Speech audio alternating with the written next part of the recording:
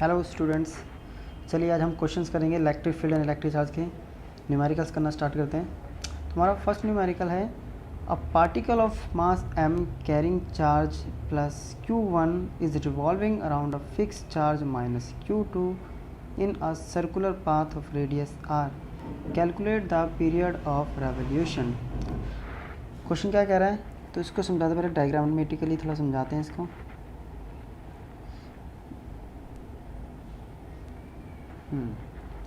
ये कह रहा है कि एक पार्टिकल है जिसका मास m है और उसके पास चार्ज प्लस q1 है। वो एक फिक्स चार्ज माइनस q2 के चारों तरफ एक सर्कुलर पाथ में, तो ये हमारा माइनस q2 चार्ज है जिसका रेडियस है r, और ये हमारा पार्टिकल जिसका मास m है और चार्ज है प्लस q1, इसके चारों तरफ रिवॉल्व कर रहा है v वेलोसिटी से। तो हमें इसका टाइम ऑफ रेवोल्यूशन निकालना है। क्लियर? तो अब देखिए, एक ये चार्ज है माइनस q2 और एक प्लस q1। माइनस प्लस ये क्या करेंगे, फोर्स ऑफ अट्रैक्शन लगाएंगे। ये फोर्स ऑफ अट्रैक्शन किस तरफ लगेगी, रेडियस की यानी सेंटर की तरफ और अलोंग द रेडियस। जब दो चार्ज होते हैं उनके बीच में कुछ डिस्टेंस होता है तो उस केस में जो फोर्स होती है वो फोर्स कौन सी होती है, कूलम्ब्स फोर्स। क्लियर? तो यहाँ एक तो लगेगी कूलम्ब्स फोर्स, साथ साथ एक दूसरी फोर्स हमने पढ़ी हुई है, जब कोई पार्टिकल जिसका मास m हो और v वेलोसिटी से सर्कल के चारों तरफ रोटेट करता है और टुवर्ड द सेंटर होता है, तो वहाँ पे एक फोर्स अप्लाई होती है हमारी सेंट्रीपिटल फोर्स। तो यहाँ पे जो कूलम्ब्स फोर्स है वो किसको बैलेंस कर रही है, यहाँ पे सेंट्रीपिटल फोर्स को। तो कूलम्ब्स फोर्स होती है हमारी 1/4 pi epsilon not q1 q2 upon में डिस्टेंस का स्क्वायर, और ये होती है हमारी mv² r। हमने माइनस क्यों नहीं लिया, क्योंकि माइनस सिर्फ हमारा ये यहाँ पे डिनोट कर रहा है कि ये टुवर्ड्स द सेंटर है। क्लियर? अब यहाँ से हम क्या करेंगे, सबसे पहले ये मैंने एज इट इज़ लिख दिया, लेफ़्ट साइड को नोट कर दिया। अब मेरे राइट साइड में है और r, हमने पढ़ा हुआ है कि v इक्वल्स टू होता है r ओमेगा, तो मैंने यहाँ पुट कर दिया r ओमेगा का स्क्वायर सॉल्व करूँगा तो इस r से वो एक r कैंसिल आउट हो जाएगा, तो यहाँ बच जाएगा mr ओमेगा स्क्वायर। क्लियर? और दूसरा हमने क्या हुआ है कि ओमेगा इक्वल्स टू होता है 2π/t। हमें पीरियड ऑफ रेवोल्यूशन निकालना है, इसमें टाइम पीरियड निकालना है, तो हमें टी के टर्म में इसको कन्वर्ट करना पड़ेगा। तो हमारे पास जो इक्वेशन है वही कुछ ये बन जाएगी 1/4 pi epsilon not q1 q2 upon r square equals to m square करूँगा तो 4π² अपॉन में t²। अब यहाँ से वैल्यूज चेंज करते हैं, t² equals to m r 4π² into 4π epsilon not और r स्क्वायर अपॉन में q1 q2। क्लियर? अब इसका रूट सॉल्व करते हैं हम। इसका जब रूट सॉल्व करेंगे तो क्या आएगा, t equals to under root m r 4π²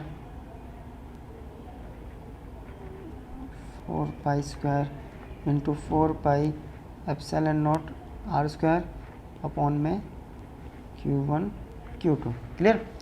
और यहाँ से रूट देखते हैं किस किस का स्क्वायर रूट सॉल्व हो सकता है। यहाँ पे एक r² का स्क्वायर रूट सॉल्व हो सकता है, एक 4 का हो सकता है, 4 आ गया, एक π² आ चुका है, एक r आ सकता है हमारा। तो अंदर बच गया हमारे पास एक r बच गया, एक m बच गया और एक π बच गया, और नीचे बच गया q1 q2। तो ये आ गया हमारा टाइम ऑफ रेवोल्यूशन। ये टाइम ऑफ रेवोल्यूशन कंप्लीट। अब करेंगे नेक्स्ट क्वेश्चन। चलिए नेक्स्ट क्वेश्चन करते हैं। हमारा नेक्स्ट क्वेश्चन है, if 10⁹ electrons moves out of a body to another body every second, how much time is required to get a total charge of 1 coulomb on the other body. Question क्या कह रहा है, suppose हमारे पास ये body है एक, यहाँ से एक सेकेंड में 10⁹ इलेक्ट्रॉन्स जा रहे हैं और इस बॉडी के अंदर जाके डिपॉजिट हो रहे हैं, इसलिए यहाँ से यहाँ ट्रांसफ़र हो रहे हैं। इस बॉडी का 1 कूलम चार्ज करने में कितना टाइम लगेगा? ठीक है, स्टार्ट करते हैं। सबसे पहले हमें क्या दे रखा है, कितने इलेक्ट्रॉन आ रहे हैं? 10⁹ इलेक्ट्रॉन पर सेकेंड। क्लियर? तो अब हम निकालते हैं कि ये कितना, ये जो प्लेट है ये वाली कितना चार्ज दे रही है 1 सेकंड में। ये तो नंबर ऑफ़ इलेक्ट्रॉन्स हो रहे हैं, तो नंबर ऑफ़ इलेक्ट्रॉन का यूज़ करके हम चार्ज निकाल सकते हैं। चार्ज गिवन पर सेकंड कैसे? क्वांटाइजेशन ऑफ चार्ज से। Q = N, N है यहाँ पे 10⁻19, E होता है 1.6 × 10⁻−19 क्या कूलम। सॉल्व करेंगे तो आएगा हमारे पास 1.6 × 10⁻−10 कूलम। 9 और ये 19 कैंसिल हो, एक दूसरे को माइनस करके आ गया। ये तो आ गया हमारा स्मॉल क्यू। हमारा टोटल चार्ज कितना चाहिए? टोटल चार्ज चाहिए हमें 1 कूलम। कोई प्रॉब्लम नहीं। अब हम टोटल चार्ज हमारे पास है और हमें पता है कि कितना चार्ज उससे निकल रहा है, तो हम इसे टाइम निकाल सकते हैं। ये मैथ्स में भी करते हैं हम। टाइम रिक्वायर्ड, जब हमारे पास कोई टोटल होता है उसको अगर हम डिवाइड कर देते हैं जितना हमें नीड या ट्रांसफ़र हो रहा है, तो उससे टोटल चार्ज हमारे पास 1, ये है हमारे पास 1.6 × 10⁻−10 कूलम। क्लियर? अब क्या करते हैं, हम इसको सॉल्व करते हैं तो वैल्यू आएगी हमारे पास 6.25 × 10⁹9 सेकेंड। ये हो गया। ये तो आ गया हमारा टी, ये तो सेकंड में आ गया। ये तो बहुत बड़ा सेकंड। अगर मैं इसे ईयर्स में कन्वर्ट करूँ तो इसको डिवाइड करना पड़ेगा पहले नंबर ऑफ़ डेज से, 365, फिर 1 डे = 24 आवर्स और 1 आवर = 3600 सेकेंड होते हैं। तो ये हो गया हमारा डे। जब इसको सॉल्व करेंगे तो ये आएगा 198.18, जो कि अप्रॉक्स 200 डेज़ के बराबर है। इट मीन्स अगर 10⁹9 इलेक्ट्रॉन जा रहे हैं और 1 कूलम चार्ज भी करना है एक बॉडी में, तब भी हमें 200 दिन देने पड़ेंगे। ये क्वेश्चन कंप्लीट। हमारा नेक्स्ट क्वेश्चन है। क्वेश्चन कह रहा है कि a charge Q, small q is placed at the centre of the line joining of 2 equal charges capital Q, show that the system of 3 charge will be in equilibrium if Q = -Q/4। सबसे पहले question जो कह रहा है उसको हम diagrammatically question समझते हैं। ये पॉइंट A है, यहाँ पे Q चार्ज है, और एक पॉइंट B है, यहाँ पे भी कैपिटल Q चार्ज है। इन दोनों चार्ज को जो लाइन ज्वाइन कर रही है उनके सेंटर में, उसके सेंटर में एक स्मॉल चार्ज Q रखा हुआ है। ठीक है, इस पॉइंट को हम C लेट कर लेते हैं। हमें ये डिस्टेंस नहीं पता तो हम इसको 2x लेट कर लेते हैं। 2x इसलिए कर रहे हैं क्योंकि हमें हाफ यहाँ पे लेना है, तो ये हो जाएगा x। अब ये कह रहा है कि ये पूरा सिस्टम इक्विलिब्रियम में है। अगर इक्विलिब्रियम में है तो टोटल फोर्स क्या लगेगी किसी भी पॉइंट पे? टोटल फोर्स जो होगी वो क्या हो जाएगी? 0 हो जाएगी। तो हमें ये शो करना है ये चीज़, यानी इट मीन्स ये प्रूफ करके लिखाना है। तो हम बोला हुआ कि ये क्या है, इक्विलिब्रियम में, तो क्या होगा? Net force on Q is 0। Centre पे भी है तो सेंटर पे भी है, तो ठीक है। अब ये इक्विलिब्रियम में, तो इक्विलिब्रियम में क्या होगा? मैं B पॉइंट पे पहले फोर्स निकालता हूँ, किसी भी पॉइंट पे निकाल सकते हैं हम। Total force on B।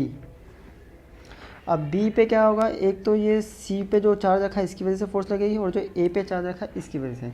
तो ये कैसे होगा?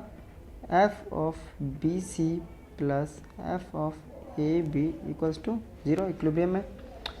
अब BC क्या है हमारा? Coulomb's force K small q capital Q upon में x² plus AB K capital Q और अपॉन में 2x² = 0। क्लियर? साइड चेंज करेंगे। K Q x² = -K Q² upon में 4x²। यहाँ से x² से x², K से K, Q से Q गया, ये हो गया। तो हमारा आंसर आ जाएगा Q = -Q/4, और हमें यही प्रूव करके लेके आना था। ये हो गया हमारा कंप्लीट। चलिए नेक्स्ट क्वेश्चन करते हैं। नेक्स्ट क्वेश्चन है हमारा, two fix point charges 4q and 2q are separated by a distance x, where should the third point charge q small q be placed for it to be in equilibrium. क्या कह रहा है, दो point charges हैं हमारे पास, दो point charge है, एक है 4q, दूसरा है 2q। क्लियर, इनके बीच का सेपरेशन है x। तो अब ये बोला कि थर्ड पॉइंट चार्ज हमारे पास स्मॉल q कहाँ प्लेस करें कि ये पूरा सिस्टम अगर ये इक्विलिब्रियम में है, तो हमें नहीं पता, हम रैंडमली कहीं भी पुट कर देते हैं। मान लें सपोज ये पॉइंट हमने यहाँ पुट कर दिया, ये पुट करा हमने 4a से किसी डिस्टेंस a पे, इट मीन्स हमें ये a डिस्टेंस फाइंड आउट करना है। अगर ये डिस्टेंस a है तो ये कितना बच गया, x माइनस ए, कॉमन सी बात है, ये 5 होगा, ये 2 होगा, तो ये 3 हो जाएगा, 5 माइनस 2। ठीक है, अब हम एक एक करके क्या करते हैं, इस पे एक एक करके इन पे हम वो निकालते हैं फोर्स। सबसे पहले मैं वो निकाल रहा हूँ, force on charge small q due to 4q, इसकी वजह से इस पे तो coulomb's force F1 equals to k small q into 4q और अपॉन में a का स्क्वायर। Similarly force on charge small q due to 2q, इसको भी करते हैं। इसे करेंगे तो क्या आएगा, F2 मान लेते हैं इसको, तो ये आएगा हमारा k q into 2q by में x माइनस ए का होल स्क्वायर। क्लियर, यहाँ तक हो गया। अब ये बोल रहा है हमारा कि ये पूरा सिस्टम किसमें, इक्विलिब्रियम है। तो इक्विलिब्रियम कंडीशन के लिए क्या होता है, for equilibrium condition F1 equals to F2। F1 क्या था हमारा, k q into 4q upon में ए स्क्वायर, ये होगा k q into 2q upon में x माइनस ए का होल स्क्वायर। क्लियर, यहाँ तक हो गया। यह हमारा k से k कैंसिल आउट, q से q, कैपिटल q से कैपिटल q, हमारे पास सिर्फ टर्म बच गई 4 अपॉन में ए स्क्वायर और इधर 1 अपॉन में x माइनस ए का। इस x माइनस ए का होल स्क्वायर को उधर लेके जाएंगे तो यहाँ पे क्या बच जाएगा हमारे पास 2 और यहाँ पे ए स्क्वायर का a, ये अब हमारे पास बच गया 1 अपॉन में x माइनस ए, सॉरी ये 2 कहाँ से बच गया, ये बचेगा हमारे पास यहाँ 2 बचेगा, 2 से 4 2 जाएगा, दिया जाएगा √2 बच गया। अब इसको क्रॉस मल्टीप्लाई करते हैं, क्रॉस मल्टीप्लाई करेंगे तो वैल्यू आएगी a equals to √2 x minus √2a। वाली टर्म्स को एक तरफ करते हैं, a plus √2a equals to √2x, A common ले लिया, 1 प्लस √2 इक्वल्स टू √2x, ए को यहीं रहने देते हैं, √2x को डिवाइड कर देते हैं 1 प्लस √2 से, √2 की वैल्यू पुट कर देते हैं 1.414x, 1 प्लस 1.414, तो a की वैल्यू जो आएगी वो सॉल्व हो गया आएगी कुछ 0.586x। तो क्वेश्चन कंप्लीट। चलिए नेक्स्ट क्वेश्चन करते हैं हम। नेक्स्ट क्वेश्चन हमारा, consider the charge q and minus q placed at the vertices of an equilateral triangle as shown in figure, what is the force on each charge. हमारे पास एक equilateral triangle एक given है, इसके तीनों vertices पे एक एक चार्ज रखा हुआ है, a पर q, b पर b q और c पर माइनस q, और इसकी जो साइड्स हैं वो है l। तो हमें हर पॉइंट पर इसके हर चार्ज पे कितनी फोर्स लग रही है वो निकालनी है। अगर हम यहाँ पे देखें तो a और b का चार्ज क्या है, पॉजिटिव है, तो ये इसको क्या करेगा, रिपेल करेगा किसी फोर्स F से। सेम a भी b को करेगा रिपेल फोर्स F से, कोई प्रॉब्लम नहीं। अब a और c का जो चार्ज है वो है अपोजिट, तो ये इसको अट्रैक्ट करेगा, ये भी इसको क्या करेगा, अट्रैक्ट करेगा, कोई प्रॉब्लम नहीं। सेम ये इसको क्या करेगा, अट्रैक्ट करेगा। क्लियरली, अब ये ए पॉइंट पे अगर हम देखें तो दो हमारे पास कुछ ऐसा बन रहा है, ये क्या होता है, वेक्टर लॉ ऑफ एडिशन बना सकता हूँ इसको, पैरेललोग्राम लॉ। इसका रिजल्टेंट आ जाएगा F1। अगर ये फोर्स F है, ये फोर्स भी F है, तो ये F1। अब C का भी ऐसे ही आ जाएगा F3, ये भी F और ये भी F। क्लियर। अब हर पॉइंट पे निकालते हैं हम। पहले निकालते हैं पॉइंट A पर, नेट फोर्स ऑन वर्टिसेस ए पे क्या है हमारी फोर्स F1। अब F1 के लिए हम यहाँ पे क्या लगाते थे, पैरेललोग्राम लॉ लगा देते हैं ऐसे कुछ, और सेम हमारा लगेगा हमारा B पे भी, जो कि हमारा है क्या F2। करते तो F1 क्या होगा, under root F² plus 2AB cos. अब बात आती है एंगल।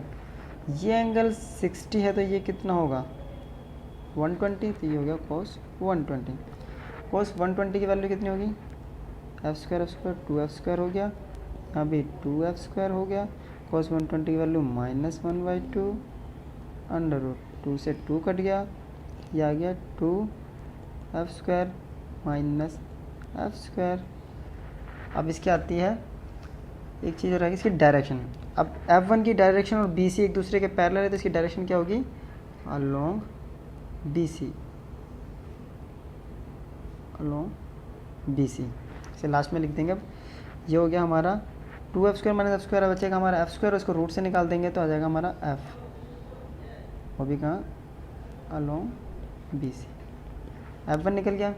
सेम हमारा F2 भी है, सेम वैल्यूज़ हैं, तो हम F2 भी ऐसे ही कर देते हैं, हम F2 डायरेक्ट कर देते हैं। Similarly F2 equals to F long AC। अब बात आती है हमारी F3 हम देखें तो F3 पे भी ये लग रहा है, बस F3 पे एंगल चेंज है हमारा। एंगल कितना आ रहा है F3 पे हमारा 60 डिग्री, तो इसमें 60 कर देते हैं। F3 जब मैं निकालूंगा तो under root F² plus 2F और cos 60 कितना होता है 0 1/2 1। cos 60 की वैल्यू भी पुट करते हैं हम यहाँ पे, और ये इसका डायरेक्शन क्या हो जाएगी, नॉर्मल आ रहा है तो नॉर्मल। अब इसकी सारा सॉल्व करते हैं। ये आ गया हमारा 2F², ये वैल्यू आ गई हमारी cos 60 की 1/2, और ये नॉर्मल वेक्टर रूट इसके ऊपर लगा देते हैं। ये कट गया, ये आ गया हमारा 3F² रूट, इसमें से F कॉमन आ गया तो रूट 3F और नॉर्मल वेक्टर निकल गया। तीनों चार पॉइंट्स पे वर्टिसेस पे हमारे नेट फोर्स। चलिए नेक्स्ट क्वेश्चन करते हैं। हमारा नेक्स्ट क्वेश्चन है, a charge of +5 mu coulomb +10 mu coulomb and -10 mu coulomb are placed in air at the vertices A, B, C of an equilateral triangle ABC having each side equals to 5 centimeter. Determine the resultant force on charge A। क्या कह रहा है कि एक triangle है, triangle हम बना लेते हैं। ये एक ट्रायंगल है, ट्रायंगल का नाम है ABC, साइड है 5 सेंटीमीटर, 5 सेंटीमीटर। तो ए पे जो चार्ज है वो है रखा हुआ है हमारा +5 म्यू कूलम, बी पे रखा हुआ है +10 म्यू कूलम और सी पे रखा हुआ है -10 म्यू कूलम। तो इसमें हमें नेट रिजल्टेंट फोर्स निकालनी है इन चार्ज की वजह से। अब ए और बी पे देखा जाए तो ए और बी दोनों पॉजिटिव हैं। अब बी दोनों एक दूसरे को रिपेल करेंगे, लेकिन कैसे, यहाँ पे बी ज़्यादा रिपेल करेगा ए को, क्योंकि बी की जो वैल्यू है वो ज़्यादा है एज़ कम्पेयर टू ए। तो इसने रिपेल की तो इसकी रिपेल्सिव फोर्स लगी, ये हमने मान ली ये है F1। अब सेम कंडीशन ए और सी में भी है, बट दोनों का साइन अपोजिट है, दोनों अपोजिट चार्जेस हैं, और सी की वैल्यू ज़्यादा है तो ये इसको करेगी अट्रैक्ट। अब पैरेललोग्राम लॉ के अकॉर्डिंग तो इनका रिजल्टेंट कहाँ बनेगा, ये बन गया यहाँ पे रिजल्टेंट F। अब ये क्या है, यहाँ पे बनेगा रिजल्टेंट, ये है हमारा एंगल 60, तो ये एंगल हो गया हमारा 120, तो यानी इतने समय एंगल भी मिल गया 120। तो स्टार्ट करते हैं। सबसे पहले हम क्या निकालते हैं F1 फोर्स, तो F1 निकालेंगे तो हमारे पास क्या निकलेगा, F1 निकालेंगे तो हमने यहाँ पर लगाएंगे formula K Q1 Q2 upon में R का, यही होता है। वैल्यूज पुट कर देते हैं हम 9 इंटू 10⁻9। Q1 की वैल्यू है हमारे पास 5, म्यू को सॉल्व करते हैं -6, यह है 10, फिर म्यू को सॉल्व करते हैं 10⁻6, और डिस्टेंस हमारा 5 सेंटीमीटर, मीटर में कन्वर्ट किया जाता है 0.05। अब इसकी डायरेक्शन क्या है, बी से ए तक, तो अलोंग बी ए। सॉल्व करेंगे तो आंसर आएगा, इसकी वैल्यू आएगी 180 न्यूटन और डायरेक्शन आएगी अलोंग बी ए। F1 आ गया, F1 आ गया। अब हमारा ए और सी भी चार्ज सेम है, बस हमारी क्या डायरेक्शन अलग है, अलग है। वो डायरेक्शन कहाँ से हमारी ए टू सी, इट मीन्स ए सी, तो इसको हम सेम लिख देंगे, आंसर को सॉल्व करने की ज़रूरत नहीं है। इसके लिए हम लिख देते हैं similarly F2 equals to 180 newton along A C. अब हमें रिजल्टेंट निकालना, वो कैसे निकलेगा, पैरेललोग्राम लॉ से, तो बाय पैरेललोग्राम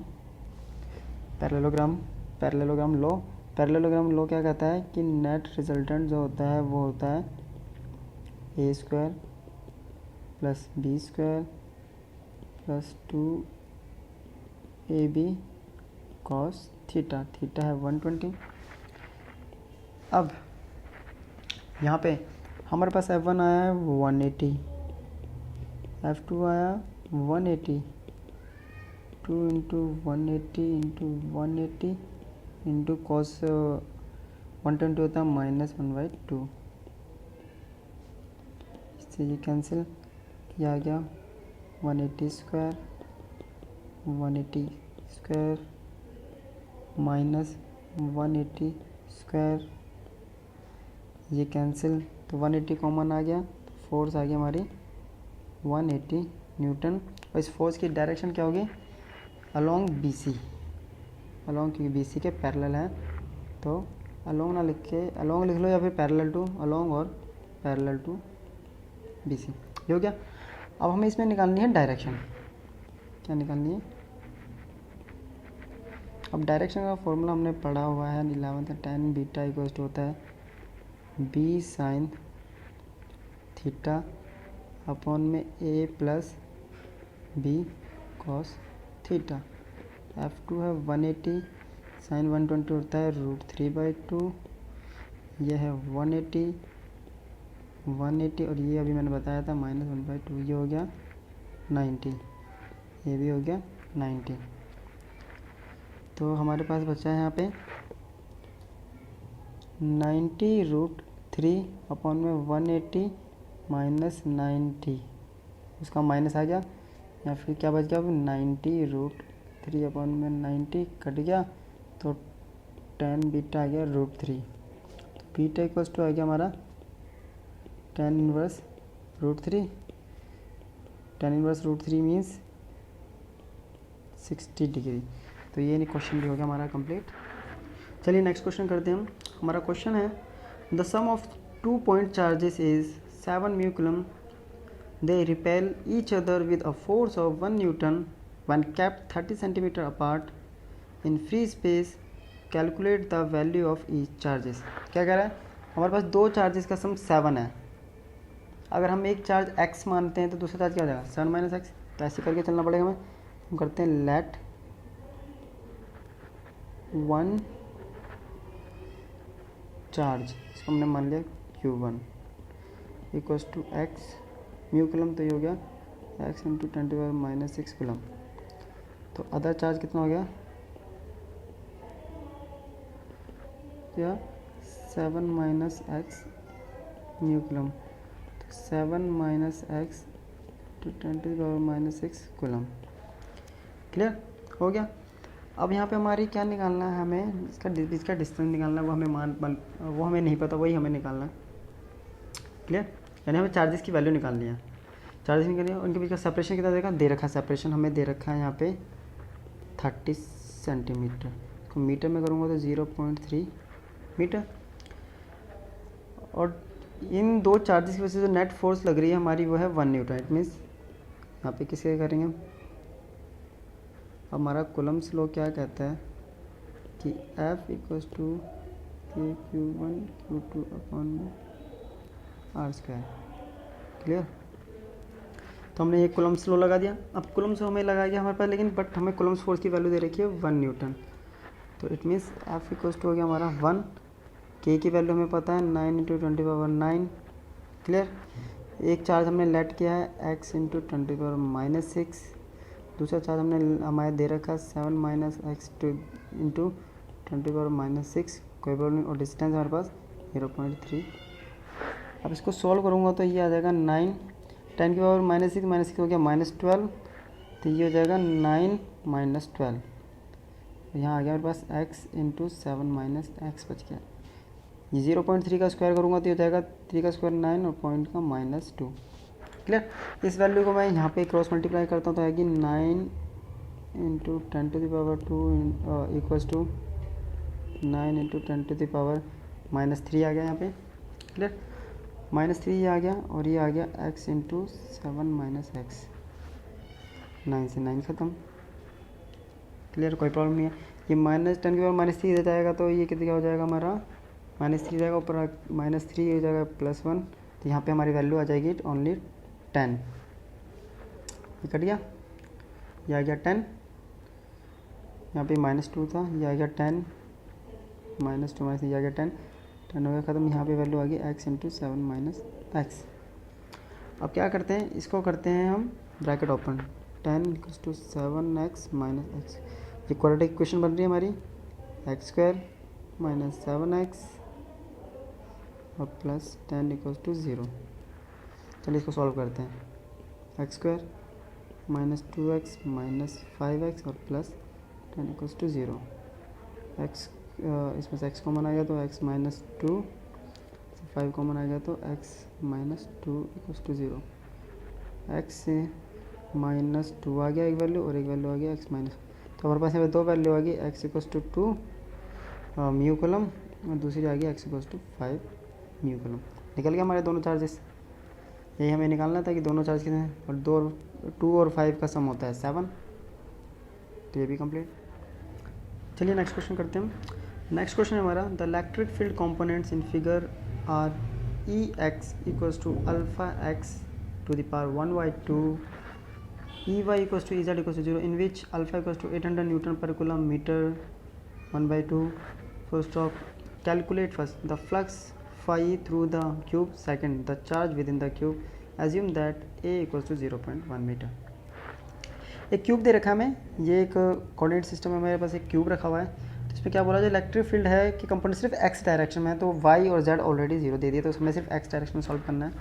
ठीक है, जिसपे हमें क्या क्या गिवन है, हमें गिवन है सबसे पहले तो Ex α x⁴ 1/2 है, दूसरा अल्फ़ा में गिवन है, वो गिवन है 800 न्यूटन पर कूलम मीटर टू m⁴ 1/2, और a की वैल्यू गिवन है हमारे पास 0.1 मीटर। अब सॉल्व कैसे करेंगे, इसे सॉल्व करेंगे पहले हम फेजेस वाइज। हमें नेट फ्लक्स निकालना था, दो फेज पे निकाल लेते हैं तो ऑटोमेटिक हमारा टोटल फ्लक्स। तो ये हमारा लेफ्ट फेज है तो इसका हम मान लेते हैं EL। क्लियर, ये EL होगा, और ये राइट फेज है तो हम इस पर मान लेते हैं ER। तो हम कैसे करते हैं सॉल्व, पहले हम लेते हैं एट द लेफ्ट फेज। अगर लेफ्ट फेज ले रहे हैं, लेफ्ट फेज पे x जो डिस्टेंस है वो कितना है हमारा a, तो जहाँ x था हमारा यहाँ पे, इसकी जगह हम लगा देंगे EL, और जहाँ भी x की वैल्यू है उसकी जगह लगा देंगे यहाँ पे a⁴ 1/2। क्लियर, ये निकल गया हमारा लेफ्ट फेज का इलेक्ट्रिक फील्ड। तो लेफ्ट फेज का निकल गया तो हम ऐसी फ्लक्स पे निकाल लेंगे। फ्लक्स क्या होता है हमारा, फाई ऑफ लेफ्ट EL.S, जो कि होता है हमारा cos theta, yes cos theta. Clear, EL की वैल्यू अभी मैं पुट नहीं कर रहा हूँ, सिर्फ मैं यहाँ पे एरिया क्या होगा हमारा a², और cos थीटा कितना होगा, cos थीटा देखें तो हमारी ये इलेक्ट्रिक फील्ड की डायरेक्शन ये है, और इससे बिल्कुल अपोजिट डायरेक्शन है लेफ्ट वाले फेज की, दोनों एक दूसरे, तो क्या हो गया ये 180 अपोज कर रहे हैं, तो cos 180, cos 180 की वैल्यू होती है -1, तो ये आ गया हमारा फाइल फर्स्ट। अब ऐसे ही हम सॉल्व करते हैं राइट फेस के लिए। एट द अब राइट फेस देखें तो यहाँ पे डिस्टेंस कितना है, ये हो गया a और ये a, तो x की वैल्यू कितनी आ जाएगी, a plus a, it means x equals to 2a। तो ई आर कितना हो गया हमारा, ये तो अल्फ़ा था, यहाँ पे क्या था हमारा x था, यहाँ पे x की पावर 1/2 यहाँ पे हम ले लेंगे 2 की पावर 1/2, तो ये आ गया हमारा ई आर आ गया। तो हम इसका साथ साथ क्या निकालेंगे, यहाँ पे फ्लक्स, तो सेम फ्लक्स क्या होगा, ई आर डेल्टा एस कोस। अब इसमें एंगल क्या होगा, दोनों सेम डायरेक्शन में, तो angle 0, E R as it is बढ़ गया, इस क्या हो गया a², ठीक है, और कोस 0 1। अब हमें निकालना है नेट फ्लक्स, किसके अलोंग, थ्रू द, तो क्या होगा net flux E equals to होगा flux of left side flux of due to right face.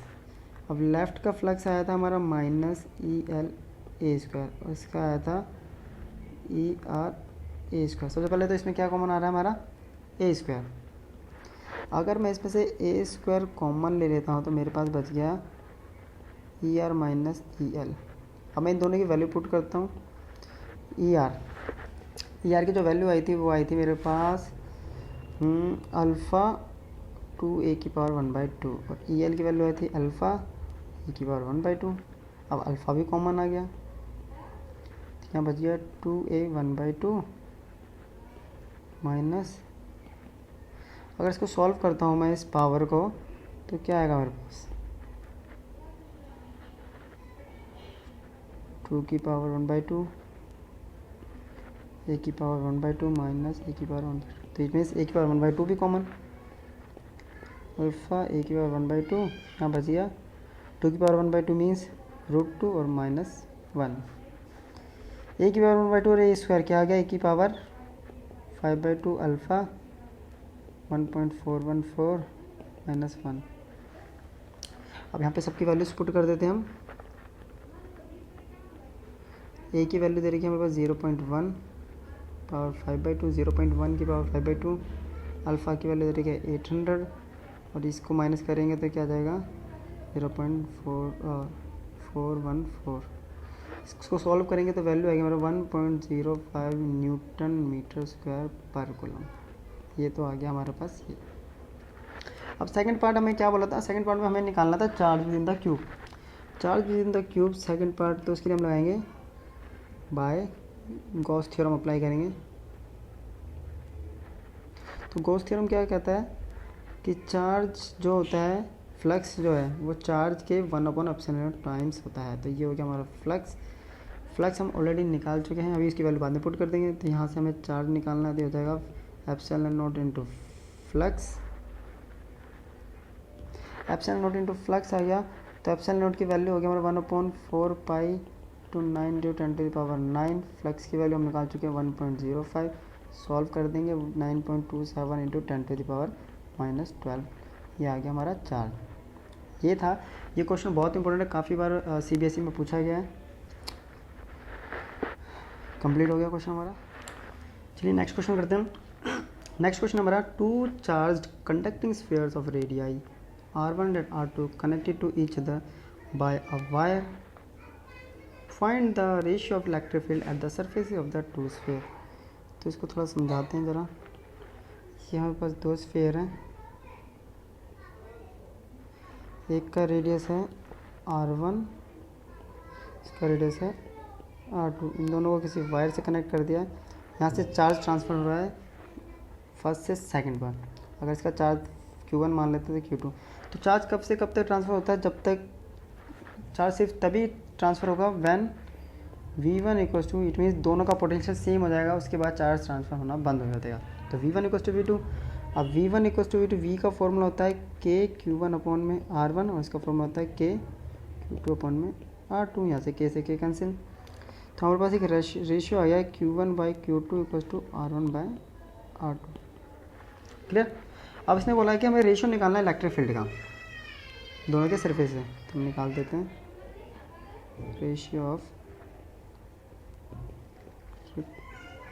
Field E1/E2। Formula क्या होता है हमारा के Q1/R1², तो यह जाएगा R2² अपन में के Q2।